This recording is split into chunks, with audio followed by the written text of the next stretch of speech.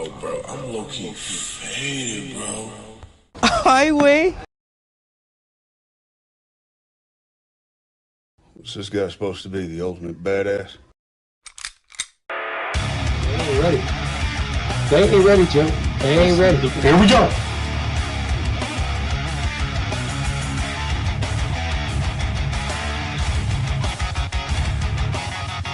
I'm gonna go out here, guys.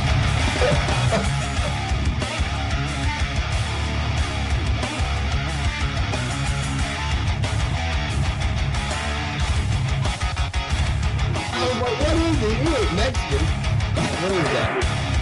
I love you a little bit, though, so I dig a little deep in there, right? But, yeah, you did that.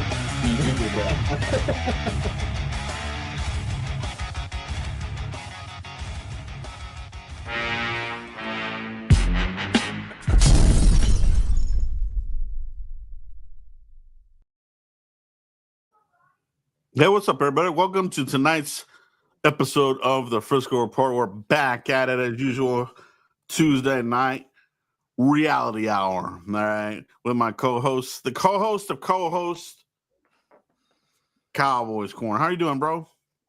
What's going on, you guys? Joe, what a week. What a, wait a few days to digest it, Joe. We'll talk about it. I can't wait to tell you how I feel about this thing. Yeah, a tie, bro, a tie. So we'll talk a little bit about the game. It's already Tuesday. We're looking ahead, but we will talk about it. So you guys can kind of get our views where we're at. But the title of the thumbnail: where are we through 4 weeks? What do we know about the Cowboys through 4 weeks of the season? And what can we expect the rest of the way, Mike? So let's touch a little bit on the game first, Mike. We'll touch on it briefly here. Ends in a tie, shootout, 40-40.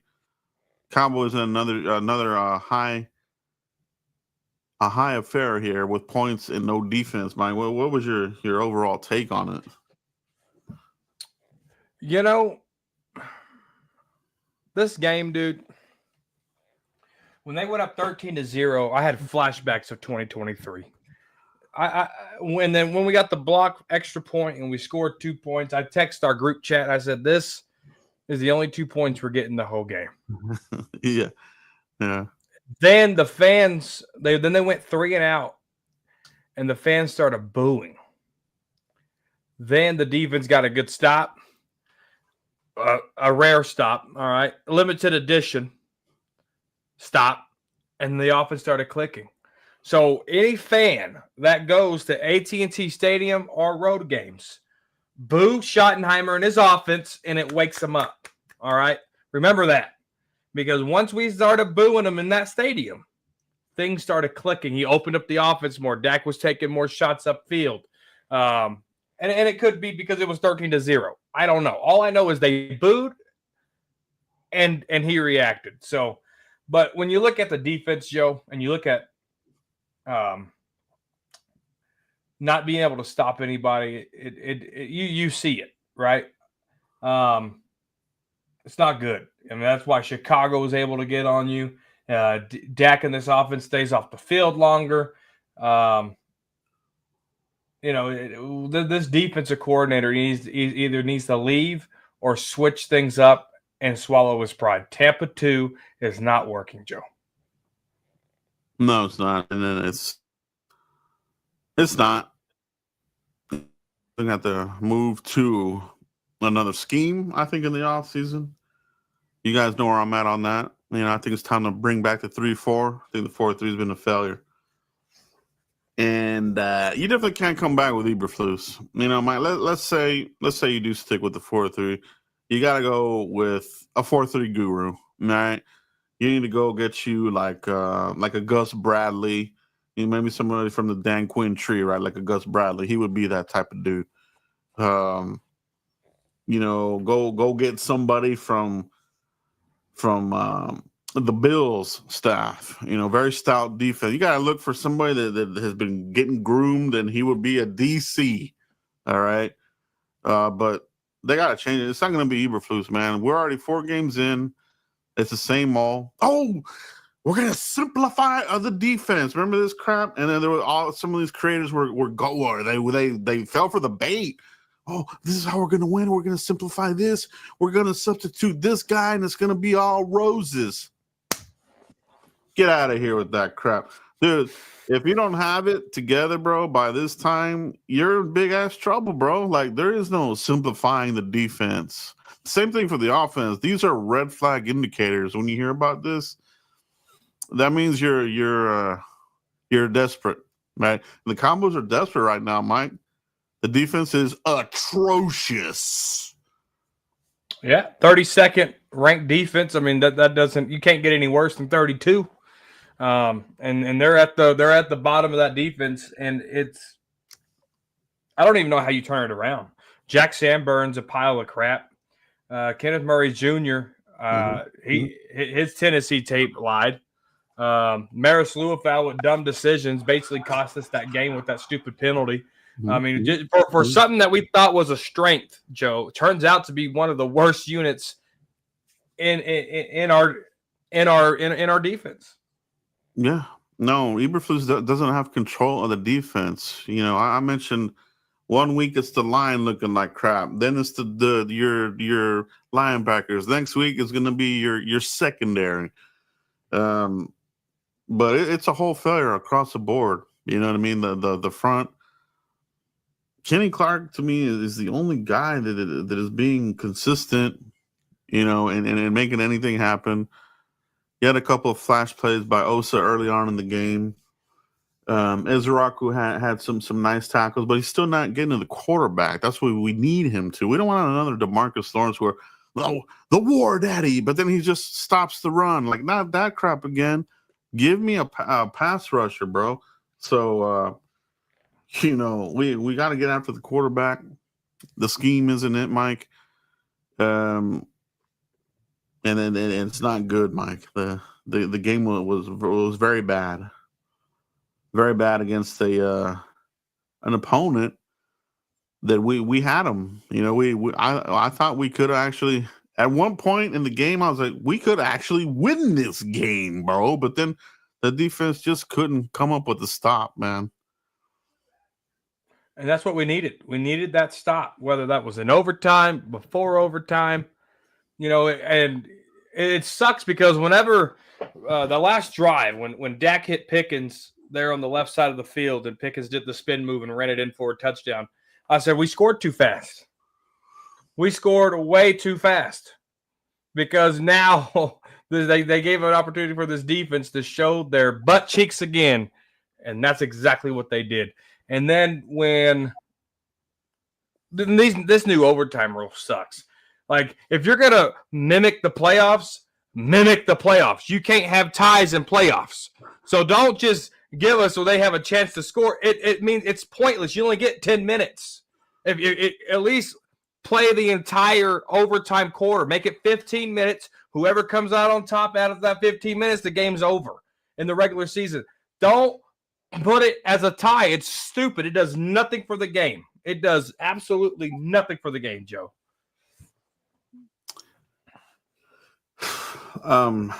You know, 43 seconds is not a lot of time, but with this defense, it's an eternity. Basically, you're going to have to leave 5 seconds on the clock to win the damn game. You give a team 20 seconds, 15 seconds, they're going to get down on this defense and get in field goal range in minimal time. And that's what these guys did in 43 seconds. Unbelievable, bro. Like, I couldn't believe it, but now I do believe it. They're gonna be like this all year round because you got the same personnel, you got the same dopey coach who his ceiling was a linebacker coach. You know, defensive coordinator. Oh, what do you do with the Colts and the Bears? Still not. Just shut up about it, dude. He's not good, bro. He wasn't good. I didn't like the hire and. What can you do, bro? They did everything last minute, so they have to do. They made their bed with this. You know, they waited till the last minute to hire Schottenheimer as a head coach. So then you have the leftovers of your defensive coordinator. You know what I mean? So they put themselves in this corner, and now they're paying. You know, they're paying dearly. Yeah. Through 4 games, Mike, I got to ask you, what is the one thing, and it could be the defense. You just say whatever you want to say. What is the one thing you know about this Cowboys team through 4 games? What is it? I know that their safeties are just as bad as the defense entirety. I think they're a big problem. I talked about the linebackers earlier in the show, but Malik Hooker going out. Malik Hooker sucks. He got injured. Y.A. Thomas moved to strong safety. Donovan Wilson moved to the free safety spot. It looked a lot better. Malik Hooker is a big crutch in this defense. Now, we could figure out how to get linebackers in here. Now, Shamir James, he showed something, a little something, but that was his first game as a rookie, right? So he's still trying to learn and get things underneath him too. So I'm going to give him a pass for that performance and see how he plays if they give him an opportunity next week. But we got to get different players in here. Now, Clowney, there are some plays where he looked slow, and there are some plays where he had a high motor. And that was his first game, and with no offseason, no training camp, whatever. He's a big time vet, but let's see what he looks like next game. Well, we got to figure out some of these pieces, whether that's Josh Butler coming back from injury, whether that's Kalen Carson coming back from injury. Something has to give here. Peyton Turner, we haven't seen him yet when he comes back from injury, right? We need something different because the players that we got now, if we don't improve in another 4 weeks, let's say we have the same record. Let's just say we go 1-3 next month in October. It's done. Wrap it up. If you can get 3 wins in the month of October, and more pieces can come back and play better and help this defense, you might have a shot. But if it's 1-3 in October, forget about it, Joe. Yeah, they got the tie, so it's like a half game. Otherwise, they would have. I think they would have been in last place, dude. Behind the Giants, who they themselves have started a new era at quarterback. Is the lapping about to begin for the Giants and Cowboys again? So it's very annoying to me. But it's a new era there in New York. So the thing I take from this team through 4 games, the talent has been atrocious, Mike. Look what they did in free agency. Right? They went cheap again.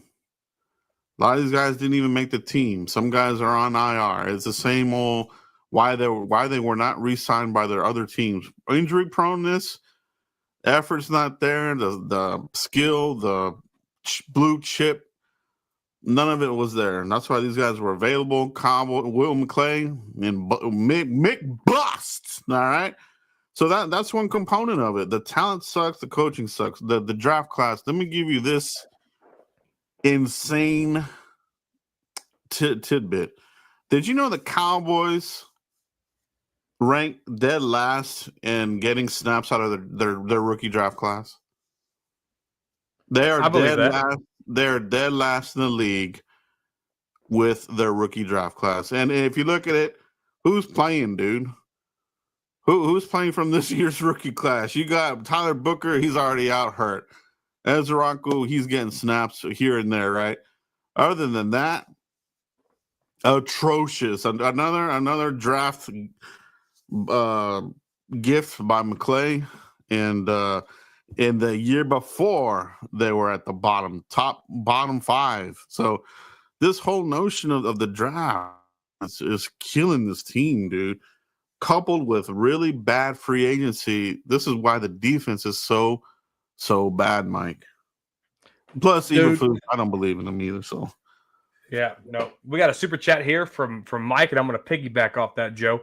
Hey, Mike. Hey, Joe. Love what you guys do. I appreciate you, Mike. Offense played well, especially Dak and Pickens. The defense still a huge concern, and Eberflus needs to go. Absolutely, Mike. I appreciate it. Joe, you want to touch on that real quick? Dak, I had no problem with Dak. I thought he had an outstanding game. You know what I mean? He looks in MVP form right now, man. I mean, he could be in contention, but Pickens, was he a one? I think he answered a big question. Is he a one? He sure damn looks like a one to me. So we might be able to weather that storm without CD. So that looks good. Javonte Williams looks really good, man. And I have to give a shout out to Mike, man, because he was sold on Javonte from the very beginning. Myself, I was like, man, I just don't know, man. I didn't see it, but Mike, very he was very behind the pick, and I like it now, man. I think Javonte is doing an amazing job, man. But the offense looks good. The defense definitely concerned. Eberflus has to go, man, and at some point it's just going to have to be you have to fire him for the sake of firing him. There may not be anybody behind him, but you're already going to be probably at the bottom of your division by the time this even happens. So just do it for the face and move on. You know what I mean? Let the search begin. Yep. Nope. I agree with everything Joe said.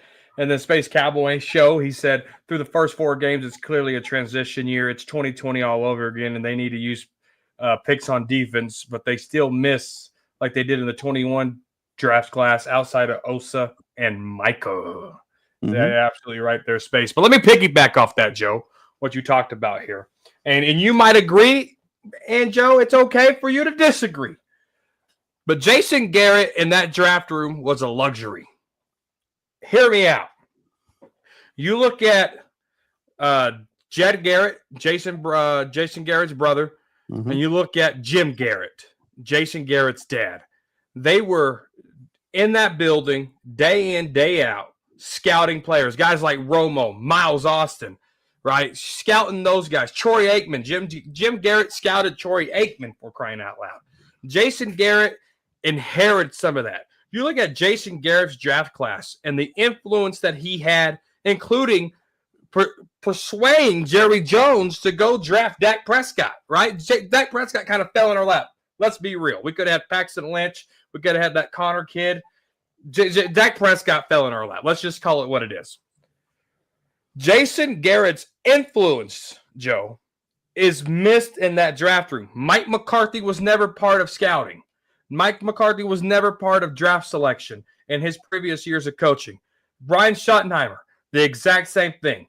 Jason Garrett carried a big stick in that draft room, and there was a reason why, because it was in his DNA.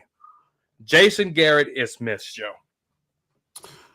No, honestly, dude, I agree, because he was around championship teams, so he knew the makeup of what a championship locker looked like, type of players they want. He wanted, he got a lot of heat for the right kind of dudes, you know what I mean? But it just felt like they hit on better quality players more often.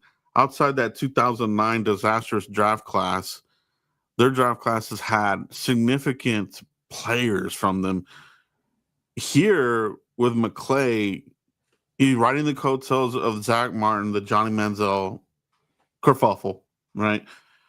And then steadily just getting worse and worse and worse. You're looking at draft classes that have been totally on within the last. I mean, you have a recent draft class like the 20. I forgot. You and I were talking about it. Maybe it was like three drafts ago. That it's like nobody's even here anymore. So not good. I think a lot more people are getting hip to this. There needs to be a change there, and the scouting and this sort of thing. It just needs to happen, bro, because what they've been doing isn't working now. It's going the wrong direction. It's going the wrong way. And I agree with you, bro. It's trying. I want to bring somebody else in with that same mentality. Go get you maybe somebody from another organization that is good at getting these types of talents. Maybe somebody from San Francisco, Green Bay, the Ravens. Somebody of this nature, like a national scout. Bring them over here. Jumpstart the system. All right. Right. No, we need it, Joe, because when we talk about they're wasting talent, they keep wasting talent. It was all Jason Garrett's talent that they're wasting. And then that's just what it is. Yeah, I agree. Shout out to Space, man. Appreciate you for joining, bro, and for putting your 2 cents in there, man. Appreciate Yes. you. Appreciate burning on that like button if you haven't already. Mike, 3 through people. 4 games, we're there, and 1-2-1. We got who is it next? The Jets. Jets. And Jets, the mobile quarterback, always an issue here lately for the Cowboys. So, and also, Aaron Glenn and Ben Johnson are starting to really put their thumbprints on their organizations, right? The Bears are on a roll here. The Jets, they're feisty, and these two guys, they come from the Bill Parcells tree, Campbell, Parcells, tough nose type of dudes, right? So, you need that. It's got to come from your head coach, and I think that's helping these two teams out. So the Jets, it's gonna be a tough game, bro. And I think that's on the road, right, Mike? Yes. Yeah, it's Cowboys at the Jets. It's a noon game. It's a noon game in New York, so it shouldn't be too bad. But yeah, man, looking forward. So what we know right now, and looking ahead here, is it going to be more of the same, Mike? Are they going to have to just weather this Eberflus defense and see, where they come out, or does Jerry go and make a crazy trade and use one of these first round picks on somebody? Like, what's your gut feeling? Do you have any fears as far as like what is up ahead here for the Cowboys? I don't think they would use a first round pick, Joe. How the Cowboys going to look at this is they already have 2 picks in the first. So I can see the Dallas Cowboys giving up a second round pick for a player. And then they'll say that our 2 firsts is our first and second pick. So we already don't have a third because of Pickens. And so I can see them trying to mortgage off that second round pick to go get somebody. Now, there was a couple of names that I've seen. Wolin, I think he was with the Ravens or the Raiders, one of them two. And then we had the guy the longtime Saint, Cameron. And then there was another name in there that I can't remember. But there were some rumors floating around on those 3 guys' names. But are they going to risk it for the biscuit and use their second round pick? Maybe. It all depends on how Jerry really views it. Jerry has came out and said this is a playoff caliber team. Jerry already came out and said Schottenheimer has his guys ready to go on offense. So if he's looking at this and he's looking at the number 1 offense in the league, Jerry's going to say, we need to make tackles. Because that was another thing Jerry said on the radio on 105.3 The Fan. He goes, we have to get better at tackling. Yeah, there it is. Wallen is from Seattle. Thank you, North Carolina's biggest fan. But man, they got Jerry will figure something out on how to trade for a player. He did it with Amari. I don't know if he'll be that big of a player, but he will figure something out because I really feel Jerry really believes that this is a playoff team. This is delusional, bro. Now let's just play devil advocate here for a second, Mike. If you let's say you were the GM, and let's not look at this through the eye of the Cowboys. If you were the GM, and let's say you were given the green light to use a second round pick on a player position, what would it be? You can give me the position. You don't have to give me a player, but what would it be for you? It'd be defensive end. Okay. We got to generate some type of pressure. Yeah. Yeah, pressure is not there. Would that be them admitting that they messed up trading Micah though? Like would it be too much for the Joneses to admit a little bit of a mess up here and be like, if we trade for a defensive end, we're kind of saying that we messed this thing up by giving away Micah. Like, do you see it that way, or do you think they just be like, oh, whatever? Well, I don't think so, because Jerry knows how to spin things. He would say, well, we value this guy more than we did Micah because of the contract. That's how Jerry will spin it. It'll be a guy with lesser hit on the cap, and that's how Jerry will spin it, word for word. To me, if I were to go that route, yeah, I think 1A. No, I'll say it like this. I think edge rusher would definitely be at the top of my list as well. And then I'm looking at a linebacker, a game wrecker, a sideline and sideline type of linebacker. Overshown, putting a lot of eggs in the basket, bro. This guy had 2 back-to-back destructive injuries to his knees. Those no guarantee he's going to have that same speed, that same athleticism. That's hoping for a lot, bro. You know what I mean? And if it was Dr. Cooper doing those surgeries, forget it, bro. He won't be the same. We've already seen that. So hoping and wishing, there's something to it, but there's also reality, all right? And for me, and like you said, Mike, or a game wrecker at linebacker, bro, like a Sean Lee, a Ray Lewis or somebody like this. And maybe you can't get that first, second round pick, but you could get somebody close enough. And then in next year's draft or free agency, supplement that. The linebackers got to be improved, bro. I'm like you, dude. I thought they were going to improve. And here's the problem, Mike. Training camp does this to fans every time. They sell you on the bull crap, the Kool-Aid. Jack Sanborn, he's from the Bears and crap. He was a backup with the Bears. People thought that Sanborn was a starter in this and that. He was a backup rotational guy here. He should not be starting here, bro. He should be a rotational guy, not a starter, man. Terrible. Yeah, it really is. Kenneth Murray Jr. had me fooled. Cowboys gave a 5th round pick for that. Mm-hmm. Another trade was Kier Elam. He was my 2025 preseason Warrior Award winner. Just never translated to the regular season. The guy looks completely the opposite of what he looked like in the preseason. Yeah, man, he's this year's Simi Fehoko Award winner. Yeah, every year there's that player, bro, and I think it's time to really remember this when camp comes around next year. I've been trying to say it little by little, but we got to remember it, bro.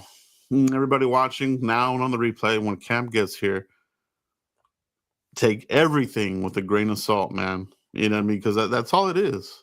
These guys supposedly had amazing camps. Nothing bad could be said about these guys. Get here the regular season, paper mache. They look like crap, dude. So, yeah, bro. No, we got a couple of super chats here from Mike. Sam Williams, Elam, Mozzie are wasted roster spots. And then the second one says, I really hope Pickens and Aubrey gets extended soon. Yeah, let's go back to that first one there. Man. Yeah, Sam Williams, bro. This guy, I wouldn't even put him in rotation. He needs to be deactivated. This guy just completely sucks, dude. James Houston has to get the majority of the snaps moving forward.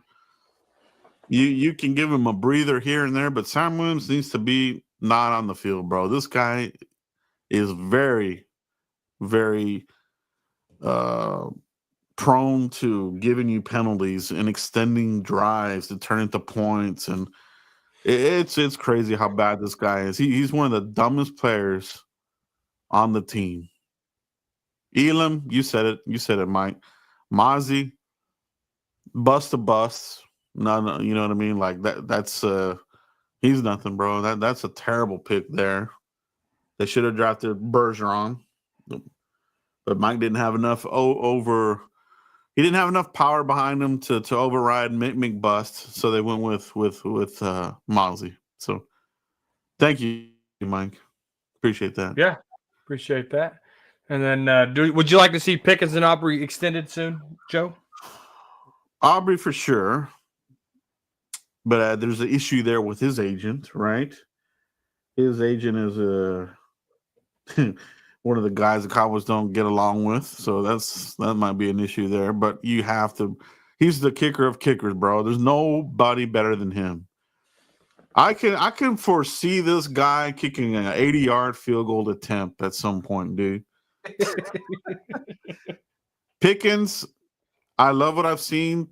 You know, this game and a half or whatever. But I want to see more. You know what I mean? I can't write the check right now yet. You know what I mean? Because we've seen what happens when the Cowboys do that as well. It's like the Cowboys, they don't have either they wait too long or they go too early. They don't have like a happy medium when it comes to contracts. You know what I mean? But for me, Pickens, show me some more. You know what I mean? Show me that you can be consistent and then be a big time playmaker. And then heck yeah, bro, I would. You know? Yeah, I would too. I think Pickens stepping up with CeeDee Lamb's absent against that defense. I mean, what was the I think their defense was ranked third out of in 3 weeks. So what Pickens and Dak did to a third ranked defense was just phenomenal. Phenomenal. Yep. And I think if they can get together and sign Pickens, what people would call it probably premature, but I would be on board with it because I know what CeeDee Lamb is, and I know now what Pickens is, and I would actually be thrilled. And then, if Turpin can stay involved in this offense, I like what Turp can do too. Mm-hmm. Yeah. Yeah, he could be. Pickens could be one of these. They haven't done this in a while. They used to do this, right, Mike? They used to do extensions at the bye week. They haven't done it in a very long time. Pickens would be a guy to consider. You know what I mean? And Aubrey as well. So we'll see, man. Yeah, when I talked about the Micah Parsons trade and how it can affect guys like Tyron Smith and DeRon Bland and Aubrey, Jake Ferguson, and even George Pickens, I didn't think that Aubrey, out of all the players, would be one of the last ones to get signed. Never would have thought that. Aubrey's dude's amazing, bro. Like they do have an eye for talent when it comes to kickers, bro. But you don't want your main points coming from your kicker. It's got to be your positional players. You know what I mean? 100%. I love Aubrey to death, but gosh, man, we need some production from your tight ends, bro. Like Ferguson, I think is really getting back into it a little slowly.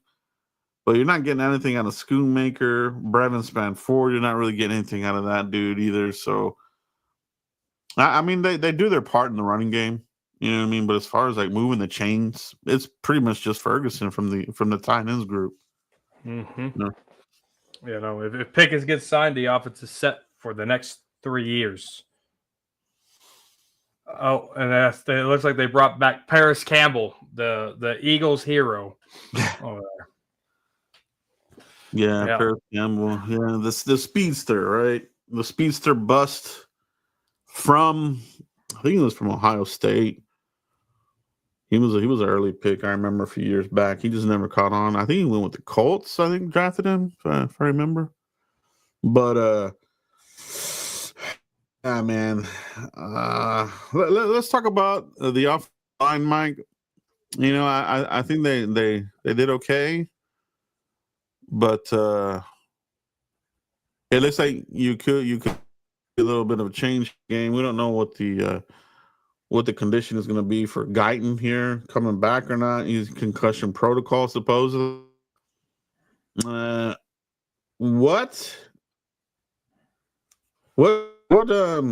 have you liked what you've seen from Guyton? I think if we're comparing last year to this year, I think there has been, and I said the same thing about Mozzie, so take this for what it is. I think there's a little improvement there. And the reason why Mozzie's improvement for me was better was because he had more snaps last year, right? Obviously, more snaps didn't translate for Mozzie at all. And so that's why I said it's a little better because he's getting more reps. And maybe just maybe he'll get his feet underneath him, never transitioned. With Tyler Guyton, I think in the run game, it's almost like Terrence Steele, almost night and day. His run blocking scheme is great, but his pass blocking scheme, he leans too much. He doesn't. His arms are like T-Rexes. He just doesn't do what he's supposed to do with those arms, man. And Tyron Smith was supposed to train you. I don't understand how that doesn't translate. Duke Merriweather is helping you. Tyron Smith is helping you, and you still have some inconsistencies in your pass blocking game. Blows my mind. It blows my mind. But I think it's a little better than last year because I don't think he's getting. I mean, he's getting beat, but it ain't like he's getting beat plus penalties, right? I think his penalties, his pre-snap penalties, have gotten better, and I think he probably gets beat 3 times a game than he does 5 or 6 times a game like he did his rookie year. Yeah. I'm not a fan, bro. I'll just be quite honest. I made the prediction and I didn't want it to come true, bro. But I said he would tap out because he had the issue with getting beat, and he tapped out with a concussion. Supposedly, was it real or not? Who knows? But he had to get out of there. Nate Thomas, I like the work that he did there. Honestly, I would like to see him, moving forward. And then maybe you look at something here at the bye week with the Guyton and Steele. I think that could be the move for me.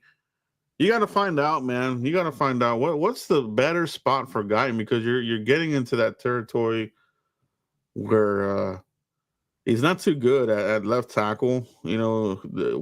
Was his ceiling low? Can he get better?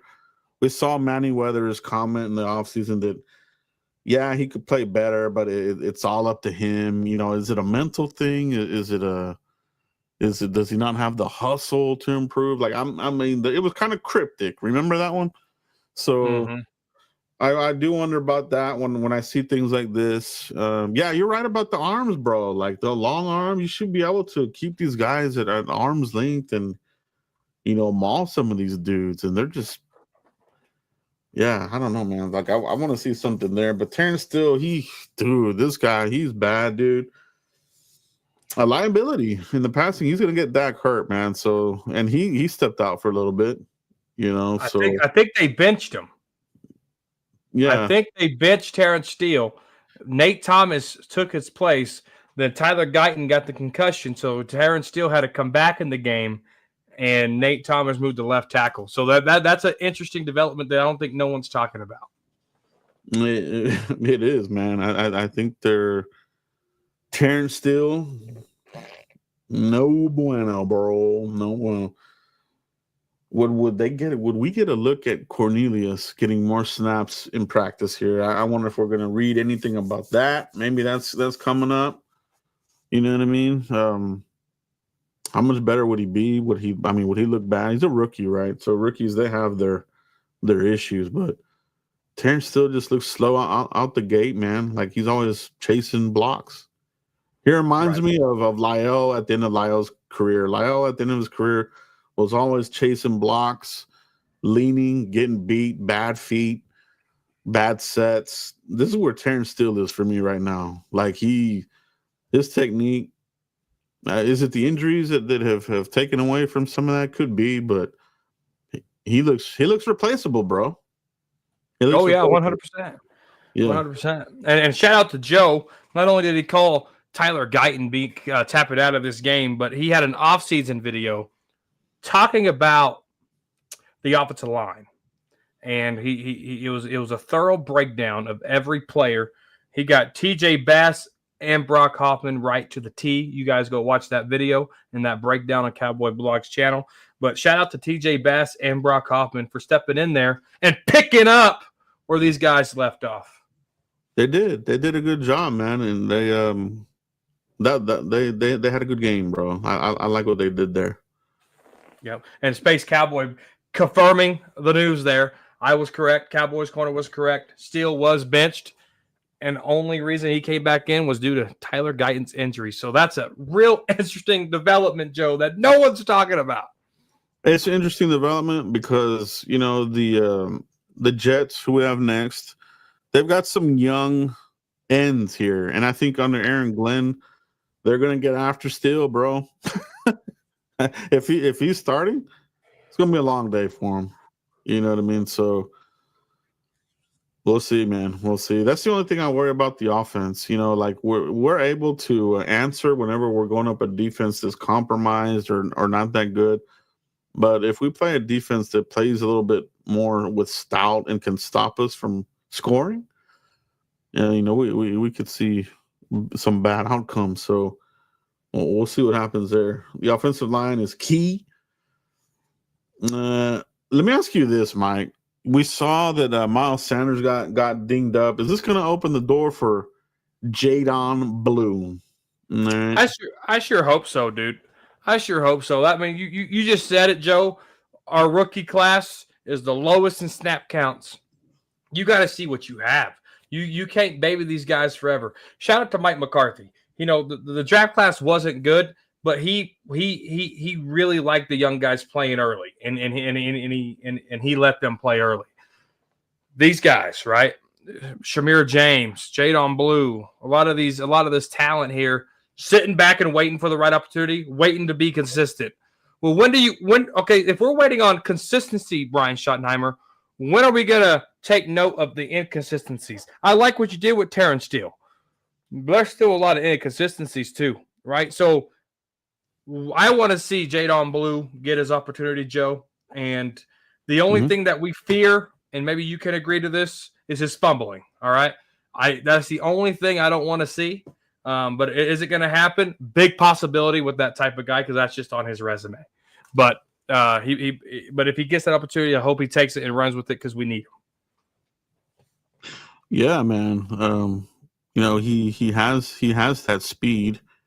It's about using him correctly as well. You know what I mean? Like he's not an up the middle type of runner like Javonte. You got to get this guy in space, kind of like you did a few times with Pollard. You know, early in Pollard's career, he was more of that screen guy. You know, that catch the ball and run with it guy.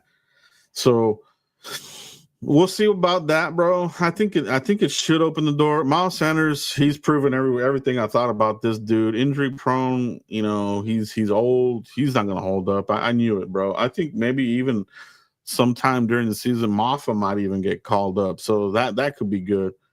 So I think we will, man. I think it's gonna be about time, dude. I think the Miles Sanders experiment, I think it's done, bro. It's time, dude. It's time to get that Jadon Blue in here.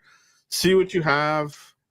You know what I mean? Is he going to be a knucklehead and not be coachable? You know what I mean? Is he going to hold on to the ball? Like, I got to see this. I got to see him in action, you know, to make a good determination as far as where we're going to go next offseason.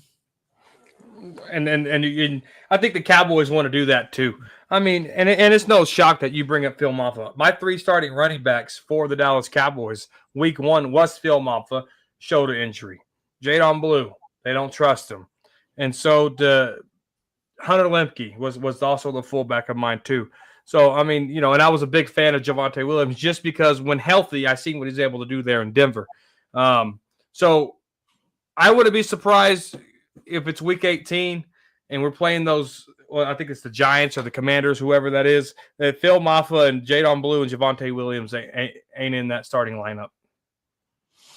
Yeah, man. It's gonna be all hands on deck. You know, your Cowboys are getting dinged up left and right. You know, so see what they're about, man. See if there is a next man up mentality on this team, because I have never been sold on it. Every time some dude goes out, they're totally screwed at that position. Hopefully, you know, maybe that has changed. I don't know, but it's a to be determined type of deal here. You know what I mean, Mike? Yeah, well, absolutely, dude. But we need some thunder, because I mean that's what.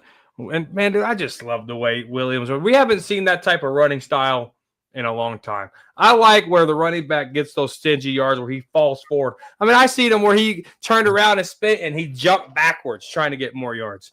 I love stuff like that, Joe. I love the effort.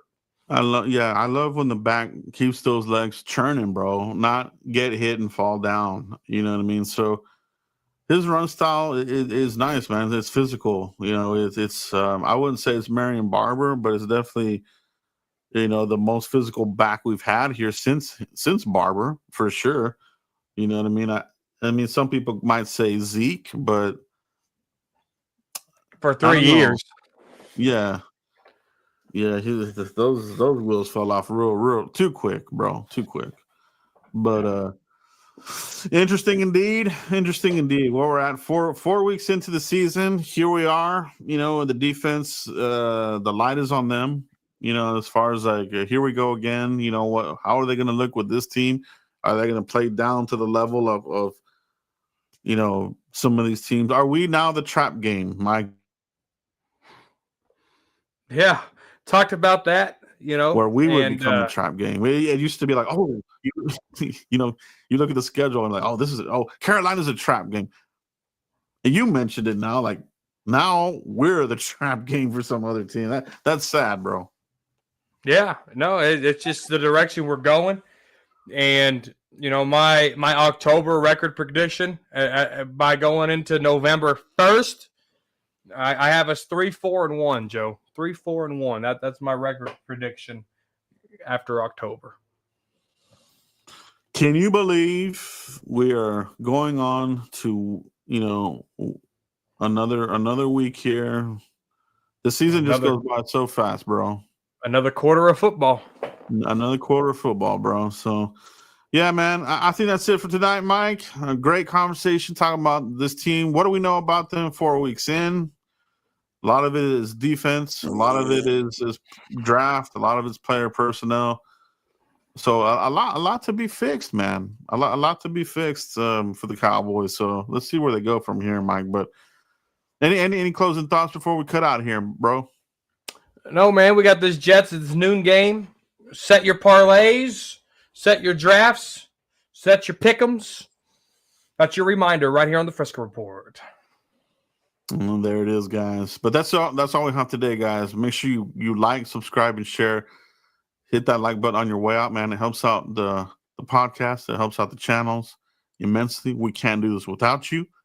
And we love to come out here talking about Cowboys football, win or lose. That's all we have, guys. Peace out. Peace.